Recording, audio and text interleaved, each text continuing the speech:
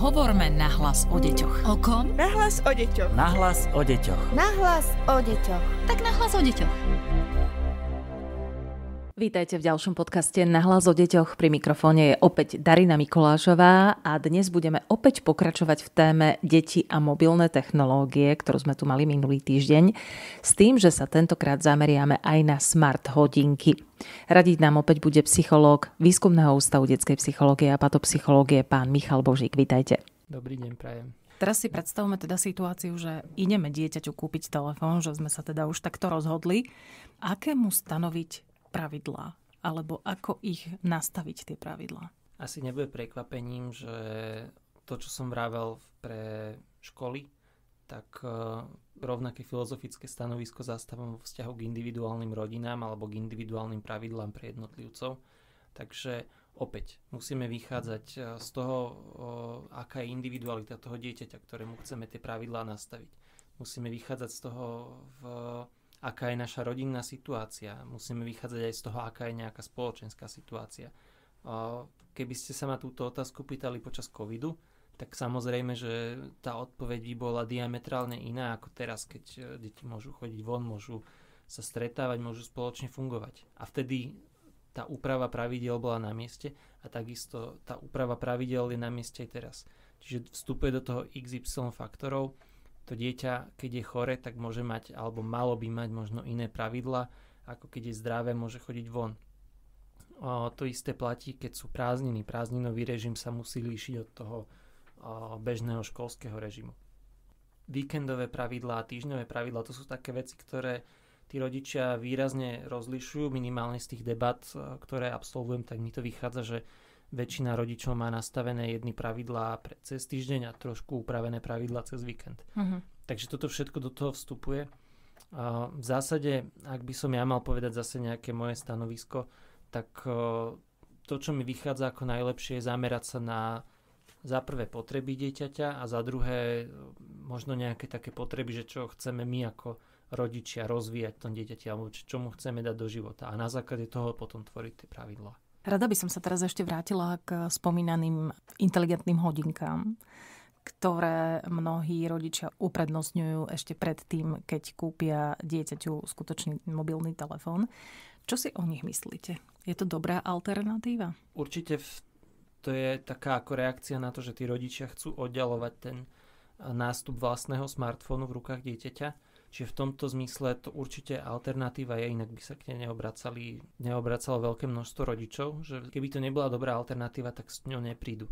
A keby to nebolo relatívne masová záležitosť alebo relatívne rozšírená záležitosť, tak by školy nepotrebovali hľadať pravidla na toto. A školy na to pravidla hľadajú. Ja s tým až tak nesúhlasím, ale to je podľa mňa zase o tom, že my sme sa dostali do nejakého takého výkyvu ako spoločnosť, kde potrebujeme strašne kontrolovať všetko. A kontrolovať aj tie deti ako také.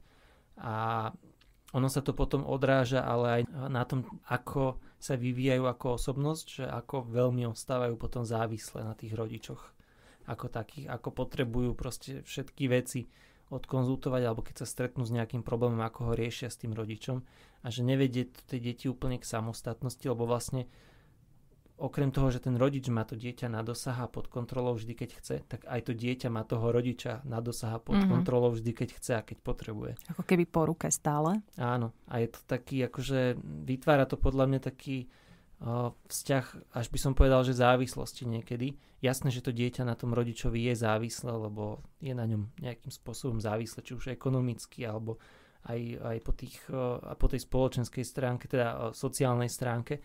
Ale mám pocit, že my sme to trošku akože prehnali s tou závislosťou, alebo že niektorí z nás to tlačia príliš do tej závislosti. A s tým ja úplne nie som stotožnený, lebo si myslím, že to potom vytvára alebo vychováva takých, nazvem to, že fragilných jednotlivcov, ktorí proste majú problém s tým osamostatnením. Keď sa vraví o tom, že máme proste generáciu dospelých ľudí, ktorí sa nevedia osamostatniť od svojich rodičov, tak je to aj výsledkom takéhoto štýlu výchovy. A tým sa dostávame možno k takej väčšej téme, že ako má vyzerať celá tá stratégia výchovy. Ako má vlastne vyzerať, že ako si nastaviť nielen že pravidlá vo vzťahu k digitálnym technológiám, ale že čo vlastne chceme tomu dieťaťu odovzdať. A pokiaľ toto nemáme premyslené dopredu, pokiaľ to nemáme premyslené do hĺbky, tak potom už vlastne reagujeme na tie jednotlivé situácie len ad hoc, podľa toho, ako sa nám to hodí. Možno, že tam máme nejakú takú tú taktiku toho dňa alebo týždňa, že už nejaké veci sme si trošku upratali, ale keď nemáme premyslenú tú veľkú stratégiu, tak aj tie veľké výsledky sa nemusia dostaviť, keď to takto mám povedať prehnane. Poďme to skúsiť všetko zhrnúť možno do pár viet na záver. Z tých vašich slov som teda vydedukovala, že smart hodinky veľmi nie, pretože je tam isté ale. Mobilný telefón áno, ale za istých okolností.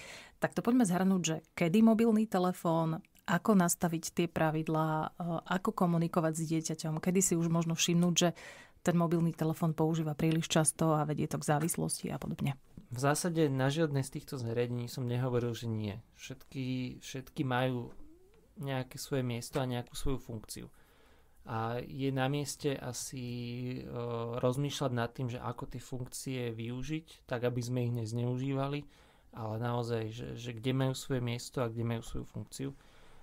Pri tých smart hodinkách vidím práve výhodu v tom, že keď chceme byť v tom kontakte s tým dieťaťom, tak je to dobrá alternatíva, ale treba si nastaviť tie pravidlá, že kedy a ako sa s nimi kontaktovať. Nie, že za každým problémom to dieťa volá rodičovi a narušuje to vyučovací proces. To sú veci, s ktorými sa stretávajú učitelia. Zároveň nie, že v každom momente ten rodič kontroluje dieťa, kde sa nachádza, kde má svoju polohu, že či je teraz na záchode v škole, alebo v triede, alebo kde. To zase preháňam trochu, ale... Myslím si, že nepreháňate v tomto slova zmysle. Hej, ale že v zásade, pokiaľ majú dohodnuté, že to dieťa v nejakom čase pôjde zo školy a pôjde domov, tak až v bode, keď proste nie je na tom mieste, kde má byť, tak až vtedy ho kontaktujem. V zásade mi vychádza z toho, že vynechať taký ten mikromanagement, ale z jednej aj z druhej strany.